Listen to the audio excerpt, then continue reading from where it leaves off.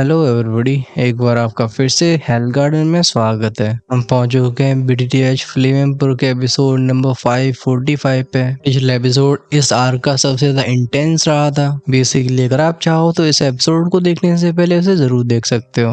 वो इतना खतरनाक था कि उसे दोबारा देखने में कोई परेशानी नहीं है। फिर एंड में जब जियान अपनी डेमोनिक पावर का इस्तेमाल करके उस डीमन ऑफ डार्कनेस को खत्म कर देता है और उसके ग्रुप को लग रहा था कि अब सब कुछ शांत हो गया है, तभी गूंजती एक आवाज जो कहती है, शाओ क्लैन का डिसेंडेंट, क्या तुम्हें अभी छिपने की जरूरत है? हेवली एम्पर था जिसकी आंखों में एक इंटेंस किलिंग इंटेंट भरा होता है। अब भाई क्या जियान का उखाड़ पाएगा? चलो हम देखते हैं इस एपिसोड में। शुरुआत होती है जियान से जो कामली अपने चेहरे से उस डिस्गाइज यानी कि मुखौटे को हटाता है जैसे याओलिंग ने उसे दिया था, और जियान कहता है जब तक अंत अच्छा है बाकी की चीजें मैटर नहीं करती। ये सुन के हेवली एम्पर के चेहरे की स्माइल और भी ज्यादा ट्विस्टेड हो जाती है। वो बोलता है ये सच में काफी अच्छी परफॉर्मेंस थी, मैंने एक्सपेक्ट नहीं किया था कि 6 होली फ्लेम्स यहाँ पे इकट्ठी हो जाएंगी, और सर्टेनली ये तो बिल्कुल सोचा नहीं था कि डार्क डीमन जैसा बीइंग भी तुम्हारे हाथों से अपनी जान को गवाएगा। जियान भी थोड़ा खांस के बोलता है, मैंने भी एक्सपेक्ट नहीं किया था कि तुम फेटल स्ट्राइक को झेल जाओगे, लगता है तुम किसी डिवाइन ऑब्जेक्ट पर रिलाई कर रहे होगे, करेक्ट? जियान ऑलरेडी गैस कर चुका था। फाइनली हेवली एम्पर सूखे हुए फ्लावर को बाहर निकालता है जिसपे कोई पत्तियां नहीं थी। वो बोलता है ये है number 1 immortal artifact the primordial orchid. Jian note करता है, ऑफ कोर्स। हेवली एम्पर तैयार होके आया था। हेवली एम्पर की बॉडी से सिल्वरी थंडर वुजिंग वुजिंग आवाजें के साथ रिलीज होने लगती हैं जैसे उसके कमांड का इंतजार कर रही हो, और वो जियान के सामने मांग रखता है। वो कहता है फ्लेम मंत्रा और 6 होली फ्लेम्स की ओरियन को मेरे हवाले कर दो वरना तुम्हारी बॉडी और सोल डिस्ट्रॉय हो जाएगी। दोनों के बीच में डिस्कशन काफी कैजुअल था, लेकिन यूरो और बाकी के लोग ये अपने चेहरों के रंग को खो चुके होते हैं। यूरो तुरंत ही डिसीजन को लेके बोलती है, मैं मून गॉड सील को एक्टिवेट करती हूँ जिसे मैं से कुछ समय के लिए रोक पाऊंगी, तुम तीन जाओ यहाँ से। हालांकि आज का हेवली एम्परर उस डीमन ऑफ डार्कनेस जैसा ओवरवेलमिंगली डिस्ट्रक्टिव नहीं था, इसे डरावना कहना गलत नहीं होगा। बट याओलिंग अपने सिर को हिला के बोलती है, तुम सब मारे जाओगे। ये दांती मीस के रिप्लाई करती है, नहीं जियान तुम जाओ, मैं अपनी फ्लावर गॉड इनहेरिटेंस और होली फ्लेम को सैक्रिफाइस करती हूँ जिससे तुम्हारे लिए कुछ समय बच सकेगा। बेसिकली अभी तीनों ही वुमन की आंखों में कोई हेजिटेशन नहीं थी, जैसे मौत का सामना करने के लिए तैयार हो। लेकिन ये सब सुनने के बाद भी जियान सिंपली अपने सिर को हिलाता है। उसका कदम बढ़ता है, गूंजती है रिम की साउंड, आसमान की चमक डिम हो जाती है। वो कहता है कि मर्द मर सकता है लेकिन झुक नहीं सकता, और मैं औरतों के पीछे आके कैसे छुप सकता हूँ? मैं इसे रोकता हूँ, तुम सब जाओ। लेकिन बाहर तो वही बोल रहा था, अंदर ही अंदर से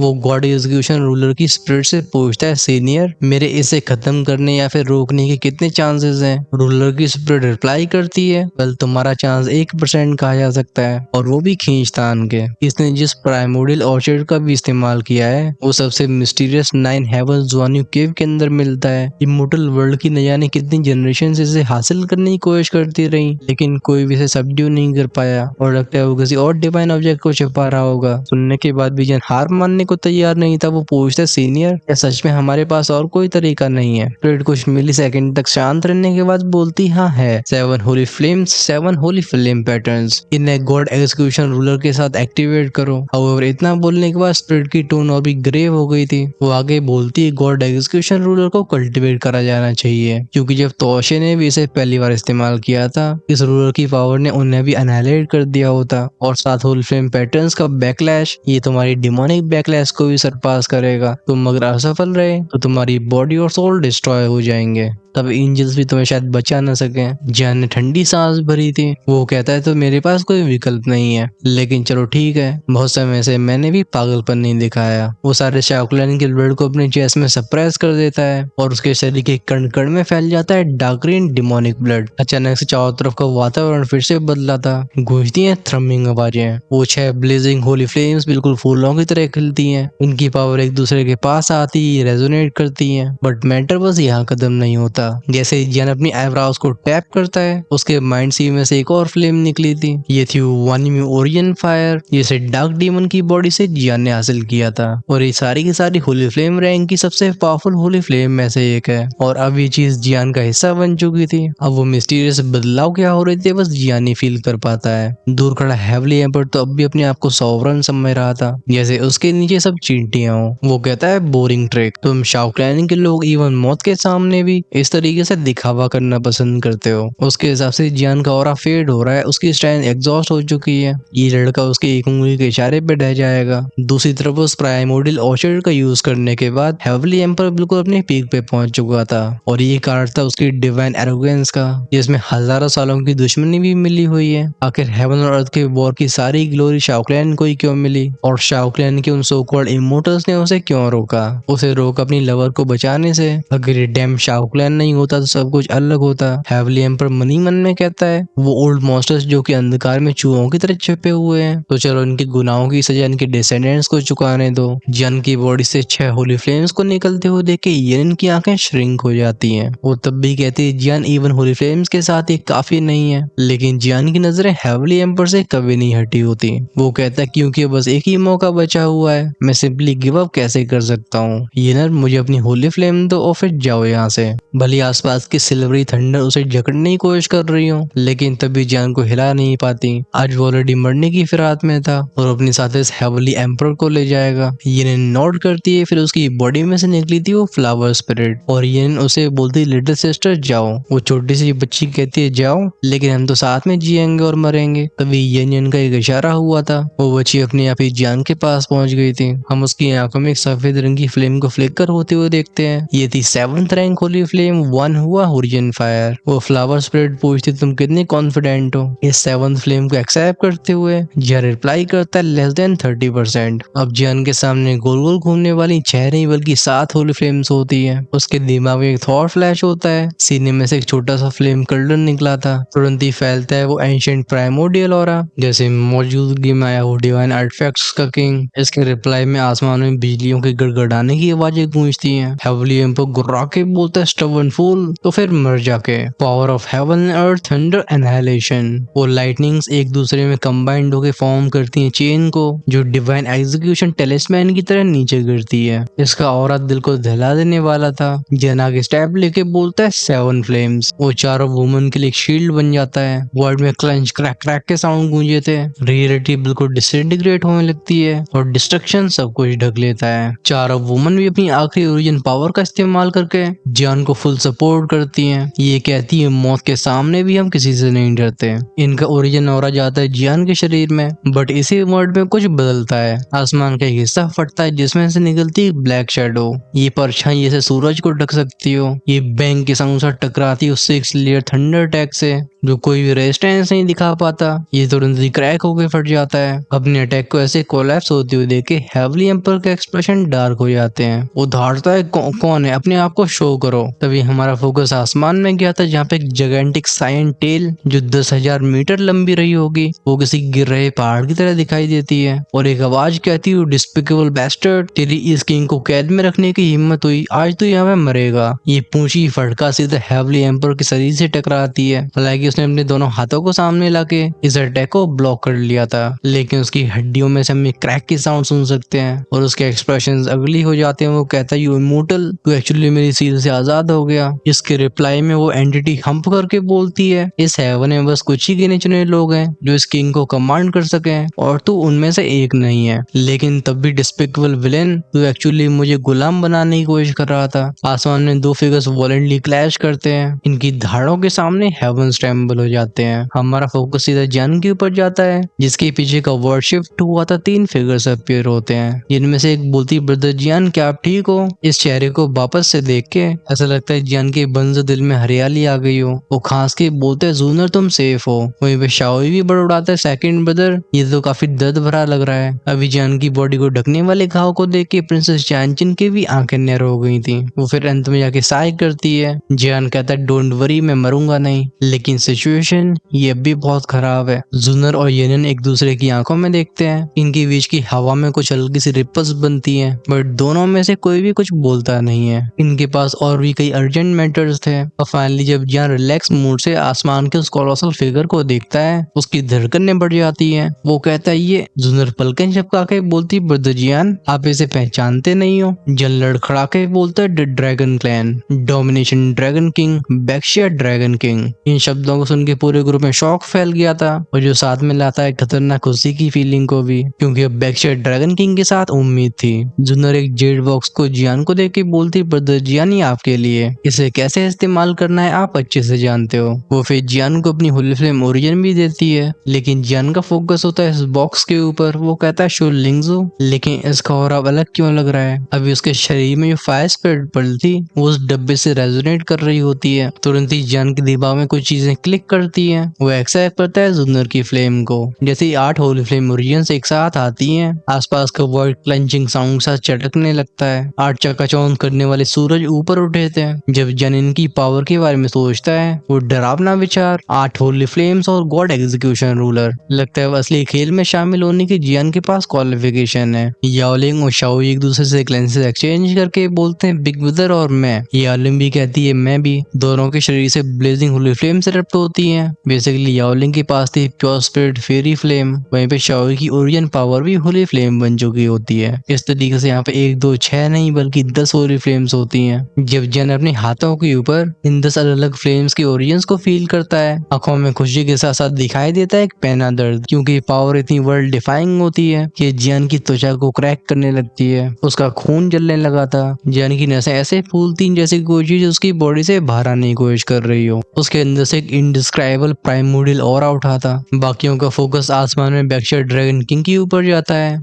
अभी बैक्स्टर ड्रैगन किंग को उस हेवली एम्पर ने एक बार पीछे ब्लास्ट कर दिया था। बेसिकली हजारों सालों तक सील रहने के बाद और अपनी लोअर बॉडी को खो देने के बाद बैक्स्टर ड्रैगन किंग की पावर बहुत कम हो गई होती है। लेकिन जिसे हम वीक बोल रहे हैं वो थी पीक 5th रीइंकार्नेशन रैंक की स्ट्रेंथ। हेवली एम्पर कोल्ड आवाज में कहता है यू इमोर्टल, तेरी दोबारा से दिन की रोशनी देखने की हिम्मत हुई। लगता है जब मैंने तुझे सील किया था तभी तेरी सारी ओजन को मुझे डिवावर कर लेना था। ड्रैगन गॉड के 9 बेटे थे, लेकिन इनमें सारे के सारे ट्रू ड्रैगन्स नहीं होते। ट्रू ड्रैगन बॉडी को मेंटेन करने वाले बस गोल्ड और सिल्वर ड्रैगन किंग ही होते हैं। बाकियों की अलग अलग यूनिक फॉर्म्स थी। जैसे बैक्स्टर ड्रैगन किंग का शरीर होता है एक बहुत बड़े कछुए का और उनकी बॉडी के आसपास नीले रंग की ऊर्जा गोल गोल घूम रही होती है, बिल्कुल डेथली टाइडल वेव्स की तरह। बैक्स्टर ड्रैगन किंग बोलते हैं तुम 6th रीइंकार्नेशन रैंक में ब्रेक थ्रू कर चुके हो। ये किंग इसे काफी सरप्राइज हुआ। लगता है तुम्हारे षड्यंत्रों के जाल में कई लोग फंस चुके हैं। बैक्स्टर की आवाज में हेट्रेड भरी हुई थी। अपने हाथ में सिल्वर बॉल को लेके वो हेवली एम्पर कहता है तुम भी कमजोर नहीं हो। तब तुम बस 4th रीइंकार्नेशन पे थे। अपनी लोअर बॉडी को खोने की वजह से मुझे तुम्हें सरप्राइज करने का मौका दे दिया, लेकिन बस कुछ हजार सालों में यहाँ तक रिकवर करना, मुझे ड्रैगन क्लैन में सच में ईर्ष्या महसूस होती है। तभी उसकी हथेली की ऊपर की थंडर के अंदर अचानक से एक और फोर्स इकट्ठी होती है। ये थी एक सप्रेसिव प्रेजेंस, एक आर्टिफैक्ट का aura. Baxter dragon king roll करके बोलते हैं चौसा है, अपनी निजी ख्वाहिशों को पूरा करने के लिए तूने इमोर्टल रेम के न जाने कितने एक्सपर्ट्स को सैक्रिफाइस कर दिया। वो हेवली एम्पर अपनी हथेली को खोलता है। हमें से वही थंडर हार्ट दिखाई दिया था, लेकिन इसके अंदर धड़क रही होती ईविल एनर्जी। ये था डार्क डीमन का कोर ओरिजिन। तो ऐसी बात है, डार्क डीमन सिर्फ जन की स्ट्राइक से खत्म नहीं हुआ, बल्कि हेवली एम्पर ने सीक्रेटली उसके ट्रू सोर्स को खींच लिया। बैक्स्टर ड्रैगन किंग की धाड़ की आवाज गूंजी थी, इवन 7 रीइंकार्नेशन भी मुझे रोक नहीं सकता। I am the ruler of the water. But heavenly emperor बस हिला के बोलता है फ्रेम। एक रूह को कपा देने वाली शार्प फोर्स नीचे की तरफ स्लैश होती है। बैक्स्टर ड्रैगन किंग की पीठ के ऊपर का वो पहाड़ जो 10,000 फीट चौड़ा होगा अचानक से बीच में से फट जाता है। उनकी बॉडी ट्रेम्बल होती है और हमें नीचे क्रैश करते हुए देखते हैं। हेवली एम्पर अपने कदमों को बढ़ाता है। वो कैजुअली एक सुनहरी रोशनी को कंडेंस करता है। जैसे नीचे से बैक्स्टर ड्रैगन किंग की एक और पूंछ की फटकार आई थी, वो गोल्डन बीम बैंक के साउंड से उससे टकरा जाती है। दोनों अटैक्स एक दूसरे को तबाह कर देते हैं और ऐसे मंजर को देख के हम जियान के ग्रुप की सांसें फूलते हुए देखते हैं। ऐसी terrifying power, even Baxter dragon king भी सरप्राइज हो गए। वही भी जब सुनहरी रोशनी फेड होती है, याओलिंग का चेहरा पेल हो गया था, क्योंकि हेवली एम्पर के हाथ में जो चीज थी उसे देख के बोलती ये एक आर्टिफैक्ट है, Taichi heavenly emperor sword, immortal realm के टॉप 10 आर्टिफैक्ट्स में नंबर 2। ये तलवार देखने में भली सिंपल लगे और इसका ब्लेड फीका सा, लेकिन जो गोल्डन एनर्जी इसके अंदर फ्लो हो रही थी थी वो बिल्कुल डिविनिटी की तरह लगती है। इसमें डरावनी पावर छिपी हुई थी। अभी यूरी और यूरेन के भी एक्सप्रेशन ड्रास्टिकली बदल गए थे, क्योंकि इनके टीचर ने खुद को सैक्रिफाइस करने से पहले इन्हें चेतावनी दी थी 2 आर्टिफैक्ट्स के बारे में, जिनमें एक होता है डिफेंस के लिए, दूसरा ऑफेंस, और इनकी पावर बिल्कुल एब्सोल्यूट है। प्रिंसेस चांचिन फुसफुसाती है कि लेजेंड्स के हिसाब से पहले हेवली एम्पर ने इस सोर्ड का इस्तेमाल करके इमोर्टल आर्ट के ऊपर के कई अटैक्स को लॉन्च किया था। कहा जाता है कि वो अपनी रैंक से ऊपर के लेवल से ही फाइट कर सकते थे। ये शब्द भले सुनने में नॉर्मल लग रहे हो, लेकिन इमोर्टल आर्ट के बियॉन्ड होती है डिवाइन टेक्निक्स, वो गॉड लेवल पावर जो पूरे इमोर्टल रियम को इरेज कर दे। प्रिंसेस चांचिन जियान को देख के बोलती, जियान मुझे वो चीज दो, हमारी आखिरी उम्मीद है तुम्हारे ऊपर है। जियान नोट करके उस जेड बॉक्स को दे देता है उसके हाथ में। वहीं में 10 होली फ्लेम मंत्रा के साथ और भी वॉलेंट होने लगती है। ये एक खास पैटर्न को फॉलो करते हुए जियान के शरीर में छिपे उस डिवाइन वेपन के अंदर जाती है, जो फाइनली अपनी धार को दिखाने वाला था। आसमान में हेवली एम्पर बिल्कुल डिवाइन एग्जीक्यूशनर की तरह बोलता है। वो कहता है, टाइची एम्पर सोर्ड, मैं इस ब्लेड का इस्तेमाल करके तुम्हें खत्म करूंगा। तुम्हारी पहचान को देखते हुए ऑनर की बात है। हम इस तलवार के ऊपर एक सेलेस्टियल ड्रैगन ऑफ फिनिक्स की इनग्रेविंग को देख सकते हैं, बट ये सिर्फ नक्काशियां नहीं थी, बल्कि ट्रू ड्रैगन ऑफ फिनिक्स थे, जिन्हें 9 हेवंस ज़ोनियो केव से कैप्चर किया गया है, और इस ब्लेड के अंदर सील होकर इसकी पावर को एम्पलीफाई करते हैं। हेवली एम्पर को शुरुआत से ही कॉन्फिडेंस था कि अपनी 6th रीइंकार्नेशन स्ट्रेंथ और टाइची हेवली सोर्ड के साथ इवन डार्क डीमन भी उसके सामने टिक नहीं पाएगा। जियान की आंखें बंद होती हैं, वो इकट्ठी होती है सारी की सारी एनर्जी जो वेंगोम की आवाजों के साथ ज्वालामुखी की तरह फटने वाली थी। तभी प्रिंसेस चांचिन का फिगर ऊपर हवा में उठता है। उसके हाथ में था वो स्टोन बॉक्स, हम जिसमें से एक चमकती हुई चीज को राइज होते हुए देखते हैं। वो कहती है, हेवली एम्परर, क्या तुम जानते हो कि क्या चीज है? जिस मोमेंट में हेवली एम्पर ने उन फ्लक्चुएशंस को सेंस किया था, उसका सारा किलिंग इंटेंट वहीं पे जम जाता है और आंखें बिल्कुल श्रिंक हो जाती हैं, बल्कि उसके दिलो दिमाग में भर जाती है ग्रीड। वो कहता है, ये है वाटर स्पिरिट। और हेवली एम्पर ने तुरंत रिकॉग्नाइज कर लिया था 5 स्पिरिट पर्ल्स में से एक। भले और लोग इसकी सिग्निफिकेंस को समझ न पाए, लेकिन वो जानता था। न जाने कितने लाखों से इस दुनिया में कोई भी रियल फाइटिंग गॉड अपीयर नहीं हुआ, और इसका कारण किसी को नहीं पता। लेकिन पैराडाइज लॉस्ट, वो सो कॉल्ड सेंचुरी जहाँ गॉड्स रहते हैं, ये बिना किसी डाउट के 2 गॉड रियल में कदम रखने का रास्ता है। वो पैराडाइज लॉस्ट इतना मिस्टीरियस है कि इवन सुप्रीम एक्सपर्ट्स भी अंदर नहीं जा सकते,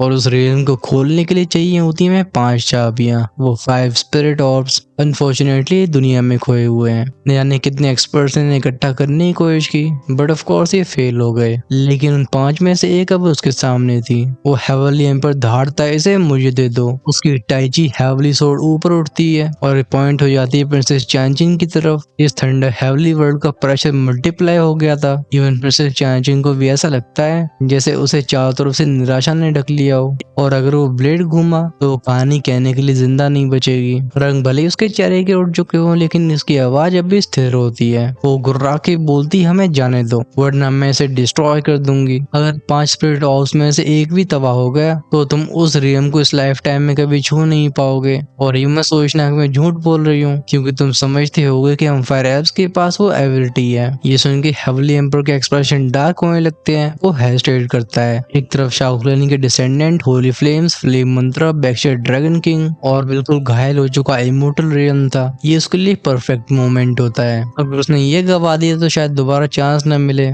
लेकिन वो प्रिंसेस चांचिन में से गॉडेस याओजी का ऑरा फील करता है। वो अगर वाटर स्पिरिट पर्ल को डिस्ट्रॉय कर देती है तो सब कुछ मीनिंगलेस होगा, लेकिन ये विचार उसके दिमाग में बस 1 सेकंड में फ्लैश हो गए होते हैं। अगले पर हेवली एम्पर का किलिंग इंटेंट इंटेंसिफाई हुआ था। वो कहता है, तुम्हें आज मरना होगा। वो 5 स्पिरिट ऑफ डिवाइन ऑब्जेक्ट्स थे, इन्हें डिस्ट्रॉय करना इतना आसान कैसे हो सकता है। बढ़ता है उसका कदम, वो माउंटेन जैसा प्रेशर थ्रम थ्रम थ्रम की आवाजों के साथ सबके दिमागों को झन्ना के रख देता है। जन फ्लेम मंत्रा को देता है order, fire holy flame pattern. 10 holy flames गड़गड़ाती हैं, फिर कंडेंस होते हैं 10 होली फ्लेम पैटर्न्स। अगर गॉड एग्जीक्यूशन रूलर की ब्लेसिंग ना होती तो वो इन सीक्रेट पैटर्न्स को कभी पूरा नहीं कर पाता। वो जानता था कि अकेली होली फ्लेम का फ्यूजन काफी नहीं होगा। आखिरकार इन 10 में से कई लोअर रैंक की होली फ्लेम्स हैं। वाइट ट्रेम्बल होता है, उसे सेंटर बना के हर जगह पे फैलने लगता लगती हैं अविसल क्रैक और पूरे हेवन और अर्थ की एनर्जी उसके तरफ बढ़ती है। एक कानों को सुन करने वाली बूम की साउंड गूंजी थी। एक मैग्निफिसेंट हैवी रूलर मौजूदगी में आई थी, जिसमें से आसमान में एक ब्रिलियंट गोल्डन बीम शूट होती है। रूलर के ऊपर हमें दिखाई देते हैं एंशिएंट मार्क। ये भले डिम हो लेकिन इनमें से रेडिएट होने वाला प्राइमोर्डियल ऑरा, इसके सामने सर झुका के पूजा करने की इच्छा होगी। बट अभी ये दुनिया कांप गई थी। ज्ञान के पीछे बनता है होली फ्लेम्स का तूफान और उसकी फ्यूरी में पूरा हेवली थंडर वर्ल्ड आ जाता है। जब हेवली एम्पर ने सीन को देखा था उसकी आंखों में शॉक अपीयर होता है। वो कहता है गॉड एग्जीक्यूशन रूलर, इंसानी दुनिया का सेकंड डिवाइन आर्टिफैक्ट। अगर सातों रियम्स में बात करी जाए तो सबसे ज्यादा पावरफुल होते हैं ह्यूमन वर्ल्ड के डिवाइन आर्टिफैक्ट। इनकी पावर के सामने उसकी टाइची हेवली सोर्ड बिल्कुल नहीं टिकेगी। उस हेवली एम्पर की हेजिटेशन का फायदा उठा के ज्ञान की 10 रंगों की आंखें रूलर के ऊपर ध्यान देती हैं। वो फील करता है उस एनर्जी को जिसे छू के कोई fifth level incarnation power house annihilate हो जाएगा। लेकिन दूसरी तरफ हेवली एम्पर भी हेवली एम्पर था। वो कुछ ही पलों में अपने होश हवास को वापस हासिल कर लेता है और कोल्ड आवाज में कहता है, तुम सच में शाओलिन के डिसेंडेंट कहलाने के वर्दी हो। ऐसा करेज मैं तुम्हें एक्नॉलेज करता हूँ, आओ। उसका शरीर बिल्कुल लाइटिंग बल्ब की तरह चमकता है और वो उठाता है टाइची हेवली एम्पर सोर्ड को। लगता है ड्रैगन किंग बैक्शर जानते थे कि जियान कौन है। वो स्टैंड आवाज में कहते हैं, पागल, इसके एक्चुअली में जियान से हेड ऑन सामना करने की हिम्मत हो गई। ये हेवली एम्पर घमंडी था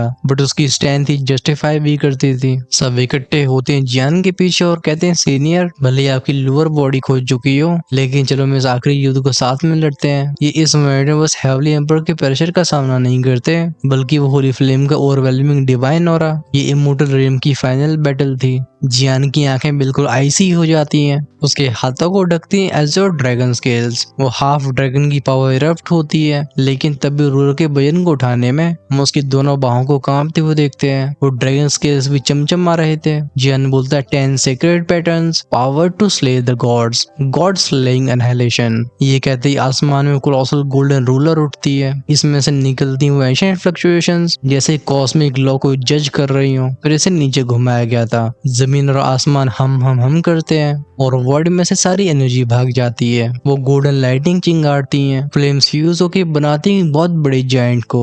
अभी दुनिया बिल्कुल साइलेंस में चली गई थी और सारी ऊर्जाएं जम गई होती हैं। बट हेवली एम्पर भी रोर करके बोलता है, Taichi heavenly sword, Taichi heavenly emperor slash. वो ड्रैगन और फिनिक्स की क्राइज एक साथ गूंजी थी। अगले पल जियान का फ्लेम जायंट और टाइची हेवली सोर्ड एक दूसरे से कोलाइड होते हैं। ये अभी हील हो पाया हेवली थंडर वर्ल्ड थ्रम की आवाज साथ फ्रैक्चर हो जाता है। ये डिवाइन आर्टिफैक्ट्स की टकरावट ये अपोलोकैप्टिक होती है। बैक्शर ड्रैगन किंग धाड़ के बोलते अपनी सारी पावर को एक्टिवेट करो, हमें डिफेंड करना होगा। एक इस मैग्नीट्यूड का अटैक अगर ये इसके एनर्जी वेव्स के कांटेक्ट में आए तो बिना किसी डाउट के मारे जाएंगे। वो डिस्ट्रक्शन का ऑरा दिमागों को मिटा सकता था, पीछे रह के शरीर बस खाली ढांचे होंगे। सब एक साथ रिस्पॉन्ड करते हैं। फिर इनके सामने एक के बाद एक मजबूत डिफेंसेस की लेयर्स बनने लगती हैं। आसमान के दोनों ही फिगर्स बिल्कुल पीछे नहीं हट रहे थे। उस गोल्डन सिल्वर सोर्ड में से एक के बाद एक कॉम्प्लेक्स टायरेनिकल फ्लक्चुएशंस निकलती हैं। इस थंडर की पावर में एक क्योटिक फोर्स का छोटा सा हिस्सा भी था। दूसरी तरफ जियान का मैग्निफिसेंट फ्लेम जायंट ये दोनों हाथों को उठा के उस ब्लेड का सामना करता है। इसके शरीर के आसपास गोल्डन लाइटिंग चर्न होती है जैसे कुछ और भी ज्यादा टेरिफाइंग इरप्ट होने वाला हो। इस इंस्टेंट में हेवली एम्पर की आंखें बिल्कुल खूनी हो गई थी। वो रोर करता है, ब्रेक इट फॉर मी। फिर नीचे सबने फ्लेम जायंट की बॉडी में बैंग बैंग बैंग की आवाजों के साथ कई क्रैक्स बनते हुए देखे थे। इन सब के दिल बैठ जाते हैं। चारों वुमन चिल्ला के बोलती हैं, suppress the body, moon god wheel, Yaochi order, flower god. Flame giant को भी टेरिफाइंग डिफेंसिव लेयर टकती हैं लेकिन शोर्ड के सामने एक ही पल में तबाह हो गई थी। वो डिवाइन सिल्वर ब्लेड इन लेयर्स को बिल्कुल बटर की तरह काट देता है। फिर सीधा गॉड एग्जीक्यूशन रूलर की रोशनी से टकराया था। जिस मोमेंट में दोनों फोर्सेस एक दूसरे के संपर्क में आती हैं, पॉइंट ऑफ कोलिजन से वो डरावनी शॉक वेव्स निकलती हैं जिनके रास्ते में आने वाली हर एक चीज डिसइंटीग्रेट हो जाती है। इस मोमेंट में पूरा heavily thunder world shatter Abish में बदल चुका था। जुनर और बाकी लोग इस अबिस के बिल्कुल नीचे होते हैं। ये रिलीज कर रहे होते हैं अपने स्ट्रेंथ के आखिरी हिस्से को जैसे खुद को सुरक्षित रखा जा सके। बट इनकी आंखें ऊपर से बिल्कुल नहीं हटती। धड़कनें तेज हो रखी थी। फाइनली उन दोनों सुप्रीम अटैक्स के बीच में एक डिवावरिंग ब्लैक होल जन्म लेता है। वो भयानक बूम का साउंड गूंजा था। ये हेवन शैटरिंग डिस्ट्रक्टिव वेव्स को उगलता है। जब कुछ समय के बाद फाइनली बूमिंग एक्सप्लोजन शांत होते हैं, दोनों ही हेवली एम्पर और जियान के ओरे ये तेजी से गिरने लगे थे, लेकिन जियान की कंडीशन ज्यादा खराब थी। उसके गॉड एग्जीक्यूशन रूलर को पकड़ने वाले दोनों हाथ उस डिवाइन पावर के द्वारा इरोड हो गए थे। बस पीछे रह जाती हैं सफेद रंग की हड्डियां। अगले इंस्टेंट में एक चीख चीख की आवाज के साथ बनता एक स्पेशल वॉर्टेक्स, जिसमें से एक हड्डियों से बना पंजा जो कि हेवी रूलर को पकड़े हुए था वो झटके से आगे बढ़ता है। हेवनली एम्पर ने सोचा नहीं था कि जियान के पास एक्शन लेने की ताकत होगी। वो समय पर रिएक्ट नहीं कर पाता। उसे बस अपने शरीर से लाइफ फोर्स लीक होती हुई फील होती है और चेहरा बिल्कुल पेल हो जाता है। फाइनली जब उसकी नजरें नीचे की तरफ जाती है, उससे अपने सीने पे दिखाई देता है एक दिल को चीर देने वाला घाव, जहाँ से उसका खून और लाइफ फोर्स ये बहती जा रही थी। इवन उसकी इंटरनल ऑर्गन्स भी सूखे हुए फूलों की तरह सिकुड़ जाती हैं, क्योंकि इस पल गॉड एग्जीक्यूशन रूलर उसके चेस्ट के आर पार हो चुकी थी और डिवाइन वेपन की पावर एब्सोल्यूट होती है। बस एक स्ट्राइक इसने हेवनली एम्पर को बहुत गहरी चोट दी होती है। खास बात यह थी कि गॉड स्लेइंग रूलर की डैमेज का कोई क्योर नहीं है जब तक एंजल किंगडम की आर्च एंगल खुद नहीं आती। हेवन और अर्थ के बीच में गूंजती है उसकी चीखने की आवाज। वो आर करके बोलता है, ये कैसे हो सकता है। उसके शरीर से बाउंडलेस एनर्जी फटती है और दर्द तो ऐसा था जो हड्डियों की गहराइयों तक पहुंच गया था। ये उसकी सोल और कॉन्शियसनेस के ऊपर हमला करता है। Basically tai chi heavenly emperor sword को इस्तेमाल करने के बाद वो कुछ पलों की कमजोरी में था, बट जियान को सीक्रेट कैसे मालूम पड़ा। जब बैक्शर ड्रैगन किंग हेवनली एम्पर के ऑरे को डिस्टेबलाइज होते हुए देखते हैं, वो रोर करते हैं, मूव, हमें यहाँ से जाना होगा। अभी बॉडी तो जियान की भी डामाडोल हो रही थी। वो कहता है हेवनली एम्पर मैं जीत गया। फिर टूटी हुई पतंग की तरह वो गिरने लगता है आसमान से नीचे, लेकिन तब भी हाथ से रूलर हटती नहीं है। वो फाइनल सरप्राइज अटैक इस एक्चुअली में गॉड एग्जीक्यूशन रूलर की स्पिरिट ने गाइड किया था, लेकिन जियान की स्ट्रेंथ का आखिरी हिस्सा भी ले लेती है। हेवनली एम्पर जिसकी आंखें किलिंग इंटेंट से जल रही थी, वो किसी मैड डीमन की तरह धाड़ के बोलता है, क्योंकि तुम यहाँ पे हो तो फिर रहो।